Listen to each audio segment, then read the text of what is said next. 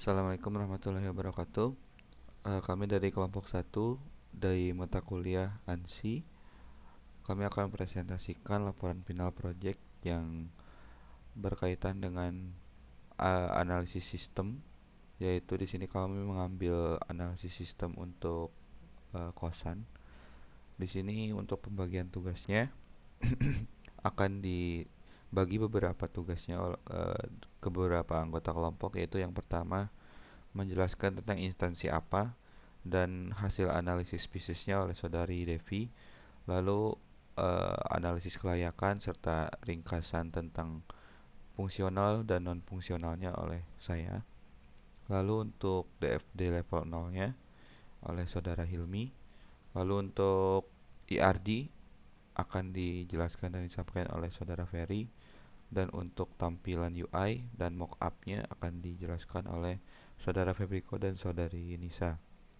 Untuk itu langsung saja ke penjelasan yang pertama, yaitu tentang instansi atau tempat yang akan dijadikan studi kasus dan sudah dianalisis tentang piecesnya.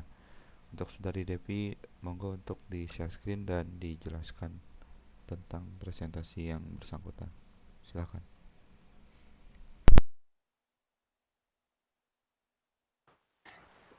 Oke, terima kasih Saudara Bagja.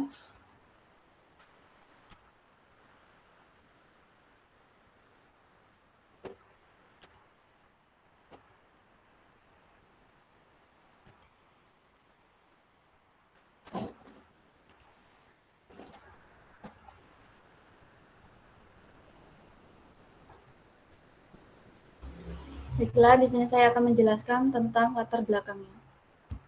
Yaitu kami mengambil tema tentang sistem informasi manajemen kos.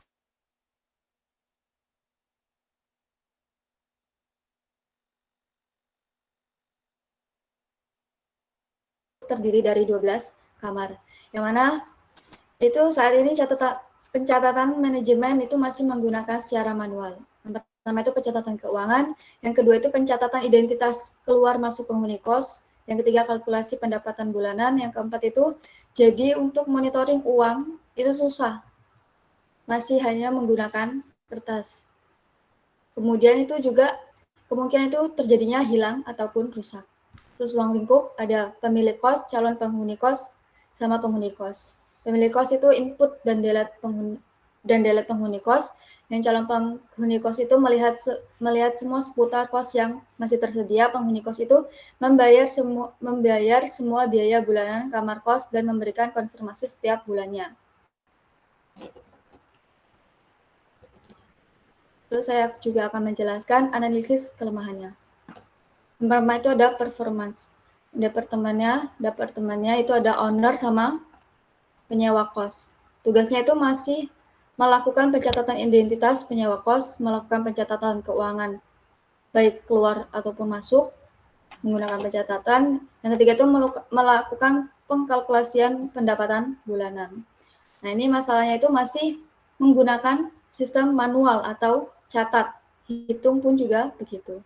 Terus solusi yang kami gunakan itu adalah untuk melakukan pemanfaatan sistem informasi berbasis web, kemungkinan data penyewa kos itu menginputkan melalui sistem. Begitu juga dengan melakukan pengkalkulasian pendapatan bulanan. Terus yang kedua itu ada penyewa kos, yang mana itu tugasnya itu mencari tahu informasi tentang seputar kos yang akan ditempati. Masalahnya, contoh penyewa kos harus datang ke tempat dulu untuk mengetahui seputar kos yang ingin ditempatin dan mengetahui ketersediaannya. Untuk solusi atau peluangnya itu kami menggunakan pemanfaatan sistem informasi berbasis web. Yang kedua itu ada informasi. Sama di sini departemennya ada owner kos sama penyewa kos. Itu tugasnya owner kos itu melakukan pengecekan identitas penyewa yang sudah menghuni kosannya. Itu masalah yang diatasi. Itu melakukan pencarian data masih secara manual. Jadi harus dicari satu per satu. Terus solusinya itu pencariannya secara otomatis itu dengan pemanfaatan fitur pencarian pada sistem informasi di web. Yang kedua, penyewa kos itu tugasnya itu melakukan pengecekan tanggal jatuh tempo. Masalahnya itu adalah pembayaran kos kadang sering terlewat. Jadi solusi yang kami berikan itu memberikan notif sesuai dengan jatuh tempo dari setiap penyewa kos. Yang ketiga, ekonomi. Departemen owner cost tugasnya nggak ada, penyewa kos juga nggak ada, masalahnya juga nggak ada, solusi peluangnya juga minus. 4, itu kontrol. Pertama, departemennya ada owner cost sama penyewa kos. Kalau untuk owner cost sendiri itu melakukan pencatatan identitas penyewa kos itu dan pembukuan masih melakukan secara manual. Masalahnya ada kemungkinan orang tidak berwenang dapat mengakses data pada halaman admin atau pemilik kos. Nah, solusinya kami itu akan menambahkan fitur autentikasi pada saat mengakses halaman admin atau halaman pemilik kos. Yang kedua itu ada owner. Ini tugasnya itu melakukan pembukuan. Data yang tersimpan di buku seperti identitas, keuangan, beresiko hilang atau rusak secara fisik. Nah, solusi yang kami gunakan itu adalah menyimpan data dalam bentuk soft file, meminimalkan hilang atau rusak, dan biasa diduplikat secara berulang. Dan bisa diduplikat secara berulang, dan itu dibuat secara banyak untuk cadangan. Untuk penyewa kosnya itu minus. Terus yang ke 5, efisiensi. Departemen itu ada owner cost sama lalu di sini ada owner cost saja, tugasnya itu melakukan pembukuan. Masalah yang dimiliki itu terjadinya redundansi atau kesalahan penginputan. Jadi ada yang menginputkan double atau penulisan yang salah. Solusi yang kami gunakan itu dengan adanya sistem informasi, data itu akan dicek setiap kali akan diinputkan sehingga tidak mungkin terjadinya data kesalahan, menginputkan data yang salah. Yang terakhir itu ada service. Ini departemennya owner sama penyewa kosnya itu tugasnya tidak ada, masalahnya juga tidak ada, solusi dan peluangnya juga seperti itu. Baiklah, saya kembalikan. Oh baiklah, akan dilanjutkan selanjutnya oleh Mas Beja. Oke, terima kasih kepada Mbak Devi yang udah menjelaskan tugasnya, yaitu uh, tentang siapa instansi yang mana yang dijadikan suri kasus dan hasil analisis spesiesnya. Lalu selanjutnya untuk bagian saya, yaitu akan menjelaskan tentang sekilas tentang uji kelayakan dan fungsional dan non fungsional. Baik, yang pertama yaitu tentang uji kelayakannya terlebih dahulu. Di sini kami sudah merancang dan memberikan perhitungan tentang analisis kelayakannya, yaitu dari segi hardware, software, dan nominalnya. Di sini dari hardware, kebutuhan hardware yang menjalankan sistem informasi ini tidak terlalu tinggi, jadi semisal mungkin untuk laptop yang mid range ke bawah juga mungkin bisa untuk bisa menjalankan fitur website seperti ini. Dan untuk seperti HP-HP yang mungkin nanti oleh user akan dipakai, tidak hanya oleh admin, yaitu speknya juga bisa mid range ke bawah bisa menjalankan untuk sistem ini. Dan internet yang dibutuhkan juga tidak terlalu besar bandwidthnya.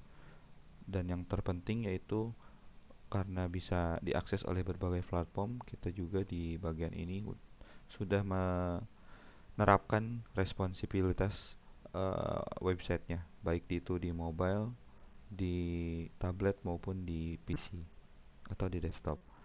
Lalu di bagian softwarenya dirancang ini tidak membutuhkan penggunaan data juga yang berat yang sudah saya tadi sampaikan. Sistem informasi ini juga menerapkan fitur pagination, jadi untuk pengolahan datanya itu tergantung request yang diminta. Misalkan ada beberapa anggota kos atau member kos, misalkan ada 30, kita bisa membuat paginationnya itu seperti kita menampilkannya 30 data, 10 data, 10 data. Jadi data yang di load atau di request itu yang ditampilkan tidak sekaligus 30 datanya. Itu akan membuat uh, penggunaan data pada sisi user akan lebih minim dan lebih mudah untuk diakses. Lalu sistem ini didesain sedemikian rupa agar mudah digunakan oleh usernya, dan user itu akan merasa nyaman dan mudah dalam pengoperasiannya. Di sini ada penjelasan tentang ada 3 user. Pertama yaitu calon member. Calon member ini fungsinya atau misalkan di alur kerja di sistem ini yaitu dia tuh hanya seputar kosnya, tentang melihat seputar kosnya, lalu melihat fasilitas kamarnya, lalu jumlah ketersediaan. Di member kos ini dia bisa melihat informasi kamar seperti calon member kos, misalkan dia ingin pindah kamar bisa melihat-lihat juga. Tetapi dia di member karena dia udah menyewa, di dalamnya ada halaman untuk melakukan pembayaran dan pengiriman bukti pembayaran kosnya kepada owner kos atau kepada admin. Di owner kos yaitu ada semua yang ada fitur di calon member dan di member itu owner kos bisa melihatnya dan bisa mengelola datanya, baik itu mengelola data kamar kos dan mengelola member kos dan mengelola data pembayaran dari member kos. Lalu ada juga di sini kami menambahkan data fitur data cash flow. Di sisi kelayakan ekonominya me- dilakukan melakukan perancangan sistem ini yaitu memilih penyediaan infrastruktur yang lebih tepat, dan ketepatan tersebut ditentukan berdasarkan lebih besarnya peningkatan kehidupan ekonomi dan sosial yang dihasilkan dibandingkan dengan alternatif penyediaan infrastruktur lainnya. Seperti contohnya, kita jika ingin menyewa kosan, kita tidak harus selalu melihat langsung ke TKP atau ke kosannya langsung, kita bisa melihat di websitenya dan melihat fasilitas-fasilitas yang diberikan. Lalu di sini untuk analisis biayanya, pertama ya bisa dilihat untuk biaya pengembangan sistem segala macamnya dari tahun ke-0 sampai tahun ketiga. Ya ini bisa dilihat ada biaya pengadaan 7 juta, biaya persiapan operasi dan segala macamnya. Hasilnya segini dan total biaya pengembangannya ada 19.700.000. Lalu di sini ada biaya operasional dan perawatan juga. Di sini biaya operasional dan perawatan berjalan dari mulai tahun ke-1 dan tahun selanjutnya. Yang ditotalkan di sini kami mengestimasikan sampai tahun ketiga ketika sistem ini berjalan, dan ditotalkan per tahun itu kita membutuhkan biaya operasional dan perawatan sebanyak 2 juta rupiah. Yang jika ditotalkan total biaya dari total biaya pengembangan sistem dan total biaya operasional dan perawatan, total biaya pengembangan itu 19.700, lalu total biaya operasional dan perawatan setiap tahunnya 2 juta. Lalu di sini ada manfaatnya, yaitu ada bentuk yang berwujud dan tak berwujud. Di sini peningkatan penyewaan dari tahun pertama dan sampai ke tahun ketiga itu ada mengalami peningkatan yang lumayan signifikan, dan bagi pemilik kos akan sangat menguntungkan ketika sistem ini jika approve di proposalnya ini. Kalau bisa dilihat seperti ini. Lalu di sini ada total manfaatnya itu 7 juta tahun pertama, 10 juta tahun kedua, dan 12 juta di tahun ketiga. Ada selisih TB dan TM, yaitu selisihnya 5 juta, 8 juta, 10 juta. Lalu di sini kami melakukan perhitungan tentang payback period, yaitu pada tahun ke-0 dengan total biaya 19.700.000 dan tahun pertama itu ada 2 juta, tahun kedua 2 juta, eh, di tahun ketiganya juga ada 2 juta. Di total manfaatnya kita bisa melihat di tahun pertama 7 juta, tahun kedua 10 juta, dan tahun ketiga 12 juta. Lalu kita menghitung selisih dari total biaya dan total manfaat ini, Tahun pertama selisihnya 5 juta, tahun kedua 8 juta, tahun ketiga 10 juta. Lalu kita hitung untuk menghitung berapa nilai payback periodnya dengan nilai investasi 19 juta 700, lalu diproses tahun pertama 5 juta, sisa investasinya sekian, lalu diproses lagi pada tahun kedua 8 juta, dan sisa investasi untuk tahun ketiga sekian. Kita dapat menyimpulkan dengan sisa investasi tahun ketiga yaitu 6.700 kita bagi dengan total manfaat yang kita dapatkan yaitu 12 juta, kita hitung selisihnya yaitu menjadikan hasilnya 10 juta. Kita kalikan dengan jumlah 1 tahun, kita dapatkan 0,6 tahun atau 240 hari, 244 hari. Jadi sisa investasi ketiga ini kita tertutup oleh proses pada tahun ketiga, yang berarti investasi akan kembali atau misalkan modal balik itu akan kembali pada hari ke 2 tahun dan 244 hari. Lalu kita menghitung ROI-nya, yaitu menetapkan besaran keuntungan yang dapat diperoleh dalam bentuk persentase. Untuk total biaya dan total manfaat dan selisihnya itu sama saja seperti yang di atas. Lalu kita menghitungnya dari manfaat tahun pertama, manfaat tahun kedua, manfaat tahun ketiga, lalu kita totalkan dengan biaya tahun ke-0 sampai biaya tahun ketiga, kita totalkan juga. Untuk menghitung ROI, kita melihat dulu pertama dari total manfaat ini kita kurangi dulu dengan total biaya, lalu kita hasilkan hasilnya segini, lalu kita bagi dengan hasil ini, dengan bagi total biaya investasi atau modal kita, lalu kita kalikan dengan 100%, maka didapatkan hasil yaitu 12,84%. Jadi sistem informasi ini memberikan keuntungan sebesar 12,84% dari biaya investasi dan pengembangan dalam tahun kedua, yaitu di tahun kedua di 244 hari nanti selanjutnya ke depannya. Lalu di sini ada perhitungan untuk NPV, yaitu NPV itu metode yang memperhatikan nilai waktu dari uang. Metode ini mempengaruhi proses atau arus dari uangnya. Langsung saja ke tabelnya. Untuk tabel ini sama saja dengan tabel perhitungan payback period dan ROI. Langsung saja kita ke perhitungannya. Untuk di perhitungannya, di sini bunga diskontonya yaitu mulai dari 5%.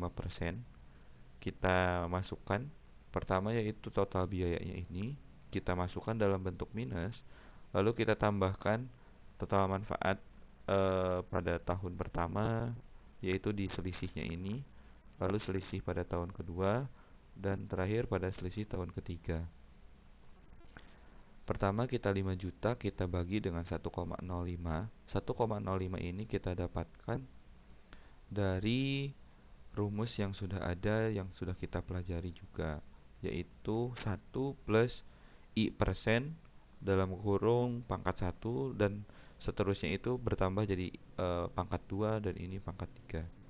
Ya, dengan perhitungan seperti itu kita dapatkan hasil untuk yang 5 juta dibagi 1,05 itu kita dapatkan 4.700.000. 8 juta dibagi 1,1 kita dapatkan 7.200.000. Dan pada perhitungan ketiga 10 juta dibagi 1,15 itu kita dapatkan 8.695.000 sekian. Kita totalkan minus 19 juta ini kita tambahkan dengan ini, maka kita mendapatkan hasil 1.030.000. Dari hasil perhitungan ini kita dapat menyimpulkan bahwa jumlah keuntungan yang diterima oleh perusahaan atau pemilik kos ini pada tahun ketiga, jika sistem ini ditetapkan, kita mendapatkan keuntungan yaitu atau nilai NPV lebih besar dari 0 atau Rp1.030.283. Dengan itu kita bisa menyimpulkan maka proyek ini atau proyek tersebut layak dilaksanakan atau bisa dilaksanakan. Dari segi analisis hukumnya, tentu saja untuk proyek ini tidak melanggar hukum seperti PHP, Laravel, dan Visual Studio itu sudah open source lalu menggunakan Windows yang sudah license. Lalu dari segi operasional, untuk penyediaan fungsi dokumentasi ketersediaan kos, terus dokumentasi persediaan penyediaan laporan, itu sudah ada. Dan profil member kos itu tidak boleh menyalahi aturan dan harus melengkapi profilnya sesuai dengan ketentuan dan peraturan dari kosnya. Mungkin untuk penjelasan dari segi kelayakan dan perhitungannya agak agak lumayan panjang. Dari saya sekian. Selanjutnya untuk tugas selanjutnya yaitu oleh kepada saudara Mas Hilmi untuk menjelaskan DFD level 0. Kepada Mas Hilmi dipersilakan untuk di share screen materinya dan dijelaskan. Monggo. Makasih Mas Bagja atas waktunya.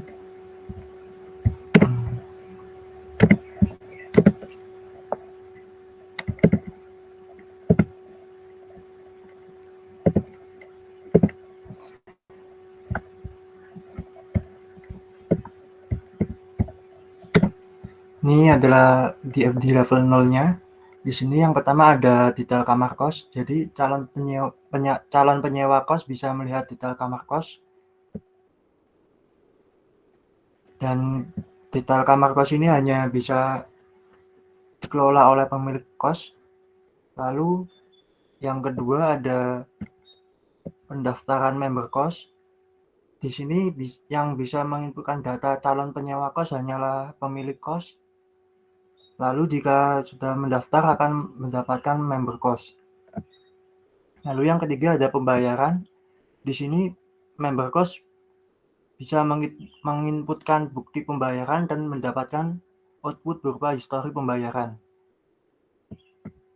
Lalu yang keempat pendataan pemasukan dan pengeluaran.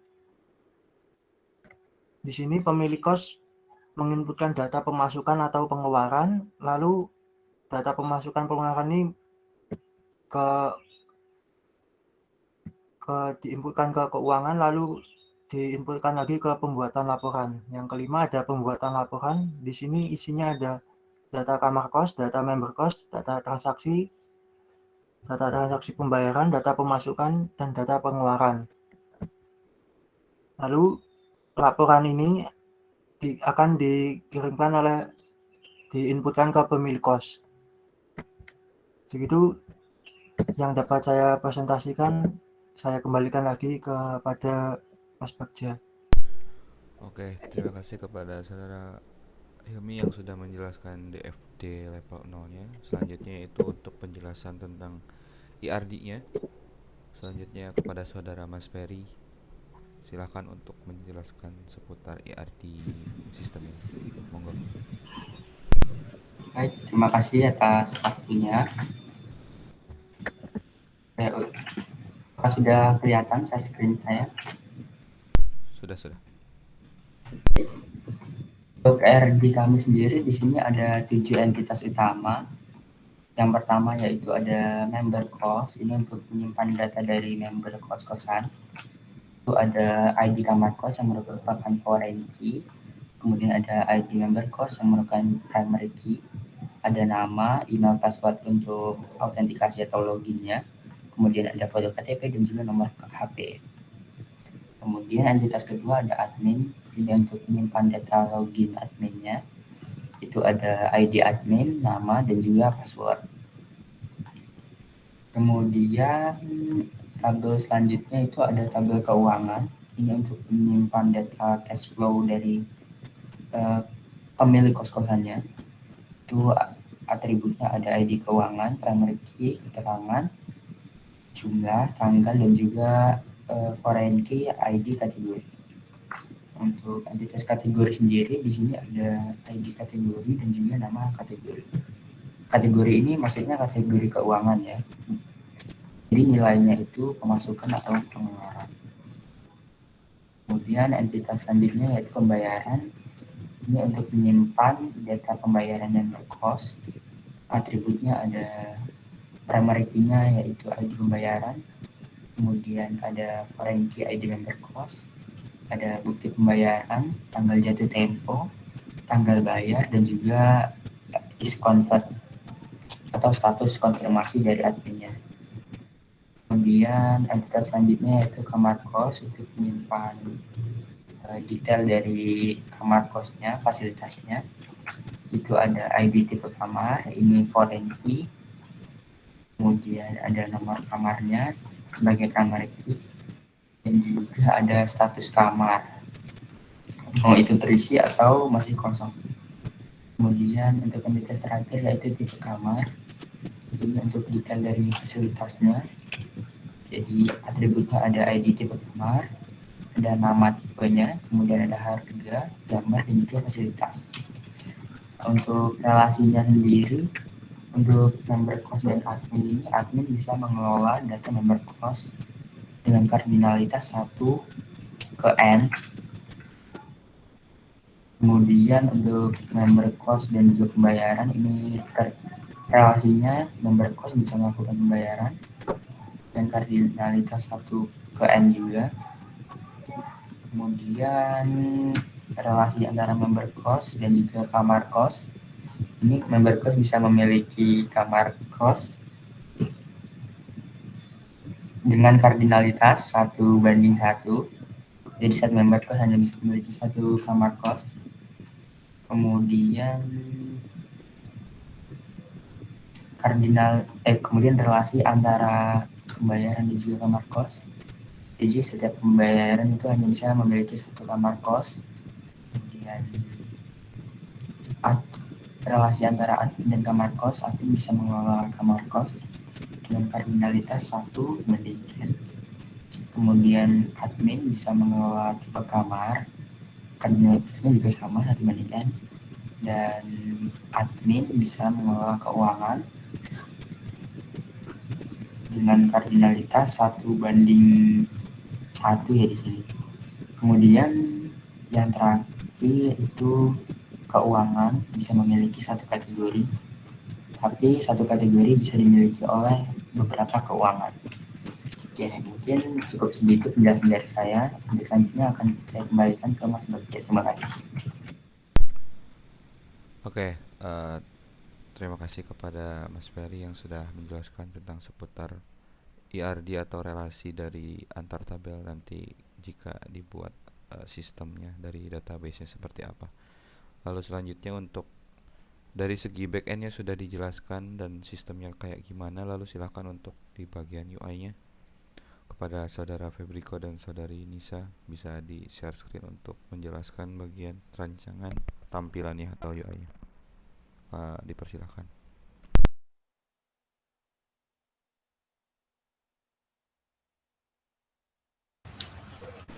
Terima kasih kepada Mas Bagja. Jadi ini untuk desain UI UX-nya pada bagian landing page seperti ini. Kami mengambil dari beberapa referensi seperti aplikasi yang sudah banyak ada di luar sana. Kurang lebih sama dan bagian-bagiannya pun sama seperti pada menu login juga sama, dan pendaftaran juga kurang lebih sama. Untuk selanjutnya bagian admin silakan saudari Nisa.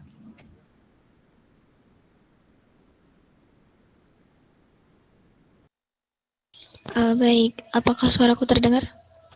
Masuk. Oke, untuk di dashboard admin itu ada beberapa pilihan ya, ada beranda, terus ada juga untuk membernya, terus di sini ada juga pembayaran. Ini dikhususkan untuk admin saja, dan ini ada grafik untuk keuangannya, dan juga untuk data-data dari pembayaran member. Untuk pada bagian membernya itu terdapat seperti status pelunasannya dan juga informasi pembayaran yang sudah dibayarkan sama ada untuk keterangan lunas atau belum. Dan juga di sini juga terdapat setting profile yang nanti isinya ada email, password, sama nomor telepon. Sekian, saya kembalikan ke Mas Bagja.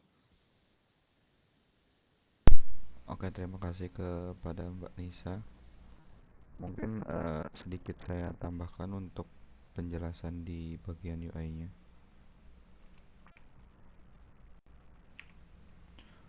Untuk di bagian UI-nya, kita bisa melihat untuk mockup-nya yang bisa kita lihat. Di sini kita bisa melihat ada tampilan untuk user dan ada tampilan untuk admin juga. Yang untuk membedakan tampilan admin dan tampilan user itu jika nanti dijalankan sistemnya kita harus melalui sistem autentikasi atau kita harus melalui login terlebih dahulu. Pertama kita ada bisa melihat untuk di landing page-nya atau untuk calon penyewa mungkin nanti juga di sini nanti akan jatuhnya ketika masuk ke dalam websitenya. Kita bisa mengklik di sini ada tentang kami, fasilitas dan kontak. Nanti dia ketika diklik ini tentang kami dia langsung akan scroll down dan fasilitas dia akan scroll down juga ke bawah dan tentang kontaknya itu dia akan scroll down di sini tentang lokasinya di mana dan ada button pesan sekarang yang akan redirect ke nomor pemilik kos. Lalu di sini ada login. Di sini ada login untuk user, ada login untuk admin, ada juga login untuk user. Di sini ketika misalkan ada calon penyewa yang semisal belum menjadi member, ketika dia akan masuk, dia akan langsung diarahkan ke halaman pendaftaran ini. Dan ketika menu pendaftaran ini sudah diisi lengkap dan foto KTP ini hanya sebatas untuk pendaftaran doang, tetapi untuk dimasukkan ke dalam member itu akan diinputkan pendaftaran ini tuh dia akan diinputkan oleh pemilik kos yang dimana nanti dia akan sudah deal untuk menjadi penyewa kos di kos Permata Pinang ini. Di sini ada menu dashboard admin. Di sini ada menu ada 4 kotak yang dimana isinya itu tentang penjelasan atau rangkuman dari kamar terisi berapa, dari total ketersediaan, terus ada penghuni barunya berapa, total pemasukan, dan total pemasukan ini akan refresh setiap bulannya. Dan ini ada total pengeluaran sama dengan total pemasukan akan refresh setiap bulannya di setiap tanggal 30 atau tanggal akhir-akhir bulan atau awal bulan.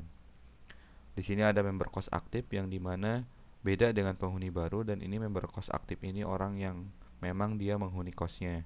Di sini ada statusnya dan di sini ada titik tiga yang dimana titik tiga ini kita jika misalkan diklik itu dia akan memunculkan pop up berupa delete atau misalkan edit data si member kosnya ini oleh admin. Lalu di sini ada member kosnya. Di semua member kos ini sama dengan yang tadi ada tambah member kos dimana nanti akan redirect ke sini ke halaman yang ini pendaftaran member kos. Lalu di sini ada short yang dimana short ini akan menampilkan member-member kos ini di sort secara ascending atau descending berdasarkan dia tanggal masuknya berapa, tanggal kapan dan tanggal kapan dan tahun berapa. Lalu di sini ada filter. Filter ini mungkin bisa dijadikan filterisasi ketika misalkan kita ingin mencari nama seseorang berdasarkan hurufnya atau misalkan berdasarkan tanggal masuk sama dengan short juga. Cuman kalau short itu hanya berdasarkan ascending atau descending, kalau filter itu bisa berdasarkan kata kunci yang diinginkan. Lalu di sini ada menu pembayaran yang dimana fungsinya itu ada pertama ada tombol pembayaran tambah pembayaran yang dimana tambah pembayaran ini eh mungkin ada sedikit kesalahan di menu pembayaran ini. Untuk di menu pembayaran ini hanya untuk admin, dan admin itu hanya bisa eh, untuk mengkonfirmasi atau menolak bukti pembayaran yang sudah diberikan oleh si penyewa kos atau si member kos. Dan di sini ada konfirmasi dan tolak. Lalu di sini ada grafik yang dimana di halaman keuangan itu akan menampilkan tentang 4 totalan ini, yaitu pemasukan harian, pengeluaran harian, lalu total pemasukan per bulan ini dan total pengeluaran bulan ini. Dan di sini ada tambah cash flow, yaitu tambah cash flow itu semisal kita ada pengeluaran atau pemasukan yang memang tidak termasuk di sistem.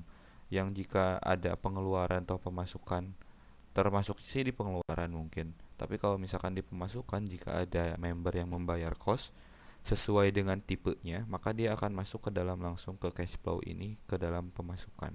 Dan jika ketika ini sudah dikonfirmasi. Dan untuk di menu usernya, di sini cuman ada dua menu, yaitu ada beranda yang dimana tentang identitas dia mengisi nomor berapa, tipe kamarnya apa, jenis kamarnya itu pembayarannya tipe bulanan atau tahunan, lalu status pembayarannya bagaimana. Lalu di sini ada pembayaran, menu pembayaran yang dimana di sini untuk ada tambah pembayaran. Nah, untuk di member baru ada tombol tambah pembayaran yang dimana nanti dia akan mengupload bukti pembayarannya berupa screenshot. Lalu nanti dari screenshot ini akan masuk ke halaman pembayaran di menu admin ini, yang nanti prosesnya akan dilihat dahulu oleh admin apakah uang tersebut sudah masuk dalam ke rekening pemilik kosan di menu mutasi rekening di akun rekening banknya si pemilik kos. Lalu di sini juga ada menu edit profil yang bisa diklik dari sini, dari menu bulat atau icon profil ini. Lalu dia akan masuk ke menu edit profile. Mungkin untuk penjelasan lengkap dari UI-nya dan ketika misalkan diklik itu akan pindah kemana ya seperti itu. Lebih dan kurangnya dari kelompok saya mohon dimaafkan. Wassalamualaikum warahmatullahi wabarakatuh.